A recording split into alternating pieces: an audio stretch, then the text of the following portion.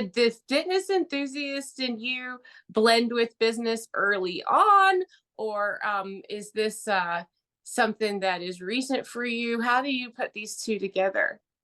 I've always been interested in sports growing up. It was really part, but I just grew and grew more into like this is what I do with part of my working out, right? And so the business I continued to learn and expand into, right, as I build up confidence in myself, right? And so many of the parts, they've gelled now, but for many years, right? Like sometimes you can be good in one aspect of your life. Like if you have faith, finances, family, fitness, you have on those. Sometimes you're really strong in one part, right? So you're strong in fitness, but you're lacking in your family, you're lacking in your finances, you're lacking in your fitness, right? Or I'm lacking in your faith, right? So sometimes you can serve one part, but the way you're doing something has gotten you to that success, right? So maybe you have a really regimented approach with your working out or your fitness, right?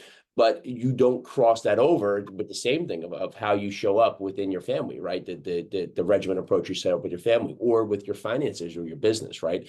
So sometimes we have to look at what we're doing good and then what we're not really pulling our weight in and ask ourselves, what's the difference? And the difference is usually is that you have some approach that you've put in that you've disciplined yourself to in one side, but you're not using that same approach in the other ones. And when we think about preparing for next year, a lot of people are just turning it off, just saying, you know what, it's 45 days left. So let me just, pack it in. We have holidays coming up and I'll just get back after it. But, that's the same thing we do each and every year is that we tell ourselves that a future date is going to produce some different result for us.